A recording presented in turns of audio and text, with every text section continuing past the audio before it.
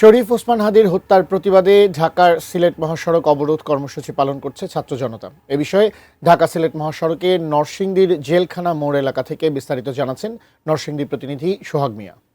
ইনকিলাব মঞ্চের মুখপাত্র শরীফ ওসমান হাদির হত্যার প্রতিবাদে এবং বিচারের দাবিতে সারা দেশের যে কর্মসূচি রয়েছে সেই কর্মসূচির আলোকে নরসিংদীতে আজ জুমার নামাজের পর ছাত্র জনতা ঢাকা সিলেট মহাসড়ক অবরোধ করে তারা বিক্ষোভ কর্মসূচি পালন করছে।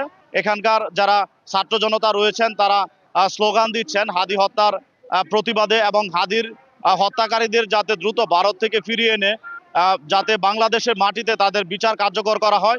আমরা দেখতে পাচ্ছি যে বেলা বাড়ার সাথে সাথে এখানকার যারা সাধারণ মানুষ রয়েছে তারা তাদের এই বিক্ষোভ কর্মসূচিতে তারা অংশগ্রহণ করছেন এবং তারা এই ঢাকা সিলেট মহাসড়কে স্লোগানে স্লোগানে তারা মুখরিত করছেন এবং হাদি হত্যার প্রতিবাদে তারা এই বিক্ষোভ কর্মসূচি পালন করছেন। আর একটা বিষয় জানিয়ে রাখি, এখানে আইন শৃঙ্খলা পরিস্থিতি যাতে স্বাভাবিক থাকে সেই জন্য জেলা পুলিশের সদস্যদের উপস্থিতি দেখা গেছে। এছাড়াও এখানে প্রশাসনের যারা ঊর্ধ্বতন কর্মকর্তা রয়েছেন তারা অনেকেই আসতে দেখা গেছে। এখানকার যারা আন্দোলনকারী রয়েছেন তাদের সাথে আমরা কথা বলেছি। তারা জানিয়েছেন যে তারা এখানকার কর্মসূচি শেষ করে তারা পুলিশ সুপারের কার্যালয়ে যাবেন এবং সেখানে হাদি হত্যার প্রতিবাদে তারা তাদের যে পরবর্তী কর্মসূচি সেটি পালন করার কথা রয়েছে। এই ছিল নরসিংদী থেকে হাদি হত্যার প্রতিবাদের কর্মসূচির সবশেষ খবর।